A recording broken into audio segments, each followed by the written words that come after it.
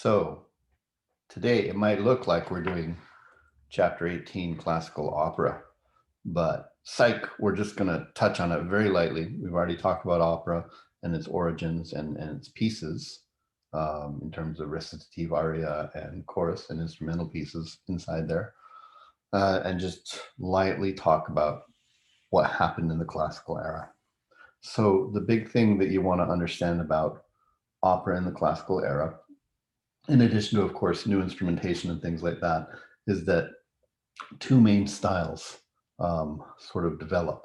Opera seria, or serious opera, is sort of the original dramatic intent, epic stories, those kind of things. But there's another style of opera that develops as an offshoot called opera buffa, which is comic opera. If you want to think of it like this is an action drama epic movie, and this is a comedy, usually romantic in nature, and often they use this as a platform to satirize or make fun of people in power, the nobility at the time. You couldn't come out in open rebellion, and you couldn't say that a specific person was a fool or criticize them openly if they were a ruler, a noble or something, but you could make a parallel type character or situation in an opera and make fun of them. Not too unlike how television shows today will make fun of politics and social situations and things like that. And so we have a divergent style that happens because of that. Mozart actually writes in both styles, although some of his more successful operas tended to be opera buffa, making fun of nobles and things like that. Okay, and that's about all we're going to talk about here. Yeah, there will be an assignment to listen to the entire excerpt of Don Giovanni and read up a little bit about it. But, that's probably more important than just, going over more facts and things about opera in general that you already know. What we're going to get on to today then is chamber music, chapter 19. And I'm going to boil this down for you, make it very concise.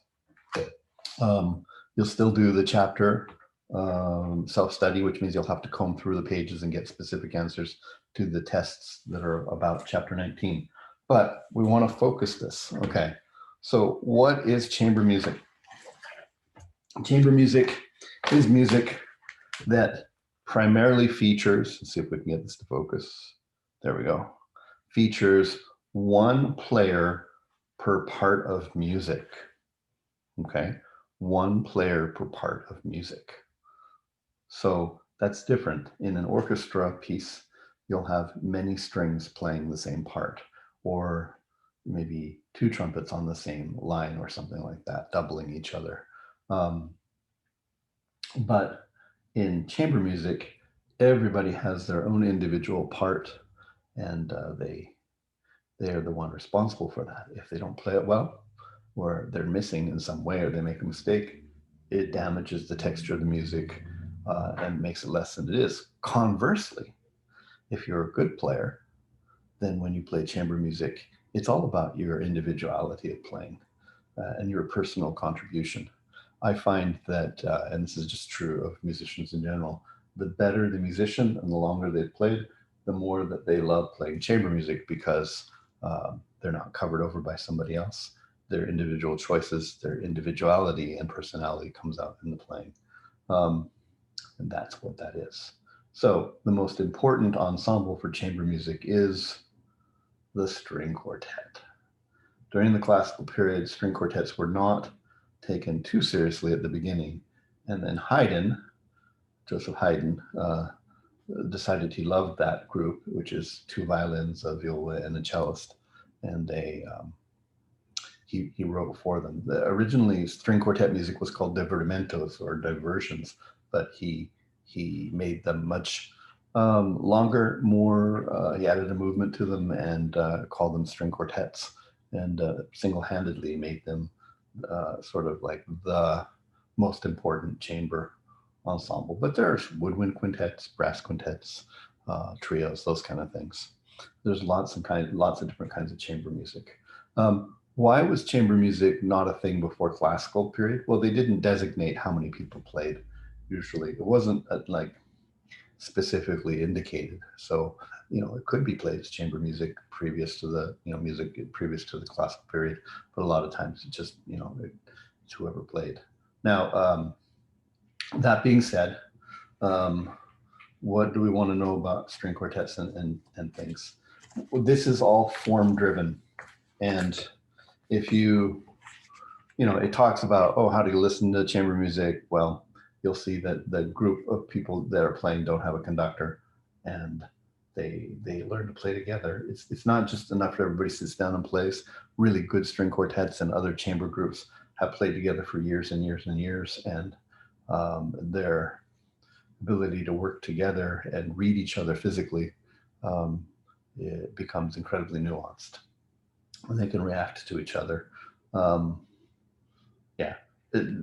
These sort of performances tend to be incredibly detailed, unique to the group that's playing them if they're good and they've played together for a while. Nobody's conducting, they're just sort of cueing off of each other. So there are several different, I guess, what would I say, kinds of chamber music, but we're going to look specifically at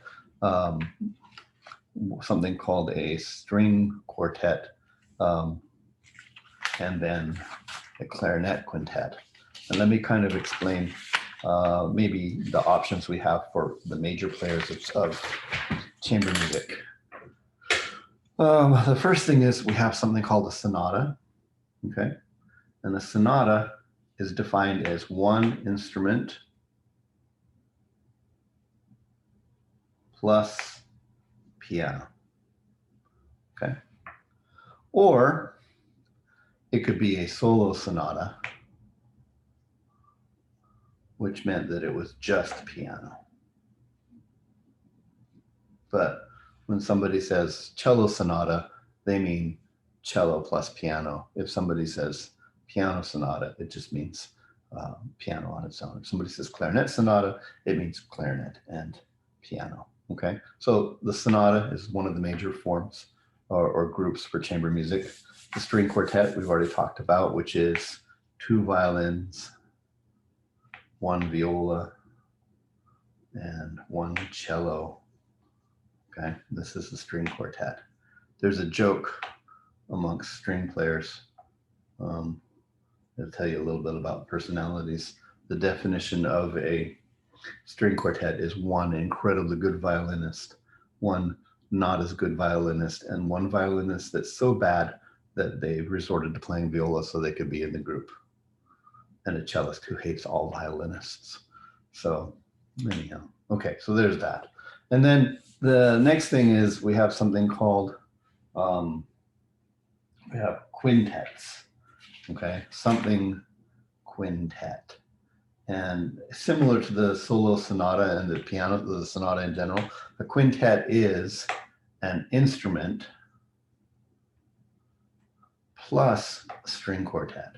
So instead of plus a piano, it's a string quartet that plays along. So in your book, we have the 4th movement of a clarinet quintet by Mozart, and that's a clarinet plus a string quartet. It's not 5 clarinets, okay? It's always just named after the unique instrument because the string quartet was always there, okay? So now that being said, I'm gonna end this video shortly, but I'm gonna kick over to my screen here and I wanna show you where we're headed with this. So I'm here in the modules for the class, and there's a handout that will be available to you now that you should download and look at. It's called the Sonata Cycle. So this is information that's in your textbook, but not expressed concisely like this. But if you went and collected all the different forms of music, right, that are in the different pieces, and put them and aggregated them into a pattern of what kind of form is the first movement, second movement, third movement, and fourth movement of a piece, we come up with a table that looks kind of like this. So you won't find this in your book, but rather I've collected all the information, and I didn't make this term up, Sonata Cycle. This is a historical and music theory term. A sonata cycle is the pattern of the forms. We've been saying, oh, there's all these multi-movement forms. A symphony has 4 movements. A piano sonata has 3 movements. A string quartet has 4 movements. And what that means is 4 sections that seem like individual pieces on their own. They have a beginning, middle, end. They stop, pause, and then they go on to another contrasting movement or something like that. This sonata cycle or formula of the first movement or section would be in sonata form. The next one would be an ABA or theme and variations. And we're going to talk about theme and variations in another video today. Third one's the Minuet and Trio. Last one's Rondeau form, which we talked about when we looked at the concerto or theme and variations. This is a pattern that if you went to see a concert of classical music and you saw a multi-movement thing like a symphony, you would expect these things to happen. As a listener, you'd understand what these forms were at some level, and you'd be listening for these things. This is pretty standard, actually. And so we're going to memorize this table, thinking of it like collecting all the information out of the different chapters. I want to make one last mention about this, though. Symphonies and string quartets and clarinet quintets and all those kind of things have 4 movements usually, and they follow this form pretty well. Pretty medium, fast, right? Something slower that's pretty simple, but it's a break from that. Minuet and Trio is lively, sort of piece in 3, and we'll look at examples of that in a different video, and a moderate sort of pick-me-up tempo, and then finally an exciting end movement. But what about 3 movement things? Like piano sonatas often are only 3 movements. Concertos are only 3 movements. What do? Generally, they do as much of this as possible. It's most common to have a sonata form and then some kind of slow movement that's fairly simple formally, and then maybe they skip the minuet and trio and go straight on to a rondo form or theme and variations. And we saw that with the trumpet concerto that we looked at. Now, in that case, the numbers would change. It'd be 1, 2, and 3. But you can think of it like 1, 2, next, and then last. 1, 2, and last, right? So if we have to sacrifice a movement, usually it's one of these 2. It's often the minuet, sort of the medium, let's get going again kind of piece. And they go straight for the big finish right there. Okay. Here's a set of definitions. Again, we've had this in a quiz, what the different sonatas mean, right? Sonata, piece for piano or piece for music for piano and another instrument. Sonata cycle is this thing here. Sonata form is the exposition, development, and recapitulation form that we looked at the very beginning of this unit. And trio sonata is something from the Baroque era that is related in name and a little bit evolutionary. These speaking, these come out of there, but not so much. So we're going to memorize this. So that's what's coming up for you in terms of quizzes and things to help you with that. But when we get to Beethoven, which is coming in a few days here, what we're going to find is that Beethoven starts off as a classically trained composer, but partly by personality, partly by life events, and partly by where he's situated in the time period, he becomes the evolutionary composer that breaks the rules. He learns all these rules and all these forms. He's great at them, but there's something about him personally that ekes out, and Beethoven's music is just uniquely his own. I mean, you could say that about every composer, but he really starts to break the rules and conventions. So we're going to have this memorized and understand that this is the way music in the classical era goes. And then when we look at Beethoven, and we'll use his 5th symphony, that's the one that goes da-da-da-dum, da-da-da-dum, right? We'll have the same table there, but we will take notes on how these are different for him. So this is what the sonata cycle is typically. And we will say, yes, but he did this instead, or yes, but it's different here, or he completely doesn't do this at all. He does this instead. And we'll look for how his music is both similar, but then breaking away and different from this. So, we'll study this. We'll use it as a point of comparison so we can see how Beethoven departs from that. Okay, this is pretty sophisticated stuff. But actually, if you think about all the work you've done, you can hear sonata form, right? You can hear rondo form. Later, we're going to talk about theme and variations, and then minuet and trio. So you'll have most of these things down. You understand what tempos are, and as we add more detail to this, you'll get an even clearer picture of what these things are. That's enough for this video.